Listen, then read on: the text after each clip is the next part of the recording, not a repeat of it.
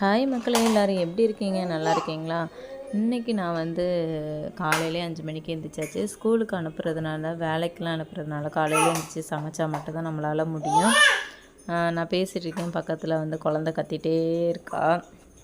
இது வந்து நான் என்ன செய்ய போகிறேன்னா, வெஜிடபிள் புலாவ் தான் செய்ய போகிறேன் மக்களே. வெஜிடபிள் புலாவ் செஞ்சு ரொம்ப நாள் ஆச்சு, ஆனால் டேஸ்ட் ரொம்ப நல்லாயிருக்கும்.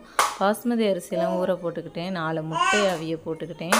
இது வந்து பால் வந்து காய்ச்சி எடுத்துட்டேன். பையனுக்கு வந்து ஹார்லிக்ஸ் ஆட்டு காலையில் கொடுத்துடலாம் அப்படின்னு சொல்லிட்டு ஆற வச்சதுக்கப்புறம் கொடுப்பேன். வழக்கமாக ஆறி தான் குடிப்பான்.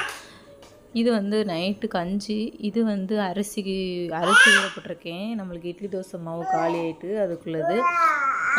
நம்ம ஸ்கூலுக்கு போனதுக்கப்புறம் ஃப்ரீயாக இருக்கும்போது டக்குன்னு அரைச்சி எடுத்துருவேன், அதனால் ஊற போட்டிருக்கேன். பாத்திரம் வந்து ரொம்பலாம் இல்லை, கொஞ்சமாக தான் இருக்குது. இன்னும் எல்லாத்தையும் ஒதுக்கும்போது ஃபுல்லாக நிறைஞ்சிரும் மக்களே. நம்மளுக்கு பாத்திரத்துக்கு வந்து அளவுலாம் கிடையாது, எகிரிரும். முட்டையுமே நல்லா அவிஞ்சிட்டு நான் வந்து முட்டையை உரித்து எல்லாத்தையும் எடுத்துக்கிறேன். 4 முட்டையுமே உரித்து எடுத்துகிட்டு நான் வேலை நம்மளுக்கு முடிஞ்சிடும்.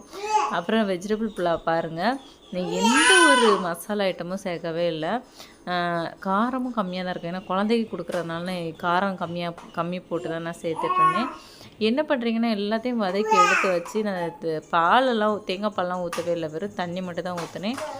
கொஞ்சம் டேஸ்ட் பண்ணி பார்க்கலாம் அப்படின்ட்டு மேல்ட்டால் லைட்டாக எடுத்தேன். ரொம்ப சூப்பராக இருந்துச்சு. இது வந்து வெஜிடபிள் புலாவ், முட்டை கட் பண்ணி வச்சுருக்கேன். இது வந்து பேரிக்காய்ன்னு சொல்லுவோம், பேரிக்காயில் ஆப்பிள் பேரிக்காய்ன்னு சொல்லுவோம்ல, அது பெருசாக இருக்கும், ரேட்டு கொஞ்சம் கூடுதல். அதில் 1 கிலோ வந்து 400 என்னமோ சொன்னாங்க. நான் 2 பழம் தான் மக்கள் எடுத்தேன், 200 சம்திங் என்னமோ வந்துட்டு. சரி, அதில் ஸ்பூனே நம்ம சாப்பாடில் போட்டுக்கலாம். ஸ்பூன் போட்டோன்னா எனக்கு உள்ளே வச்சிட்டோன்னா எனக்கு ஈஸியாக இருக்கும். இது வந்து ஈவினிங் லேட்டாக தான் வருவோம் பார்த்துக்கோங்க. 3 மணிக்கு விடுவாங்க, ஆனால் பஸ்ஸு 4 மணிக்கு தான் எடுக்கும். அதனால் உட்காந்து சாப்பிட வச்சு அனுப்புவாங்க. இதெல்லாம் போட்டால் கொஞ்சம் ஃப்ரீயாக சாப்பிட்டுட்டு வருவோம் அப்படின்னு சொல்லிட்டு இதெல்லாம் ஸ்நாக்ஸ் எல்லாம் உள்ளே வச்சுருவேன்.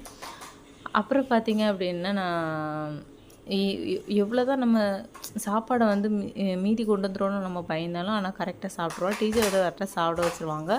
அதில் வந்து முந்திரியும் வச்சுருந்தேன். சரி, ஸ்கூலுக்கும் அவன் கிளம்பிட்டான். ஸ்கூலுக்கு கிளம்பி போயாச்சு மக்களே. வேனும் வந்துச்சு. பாய்.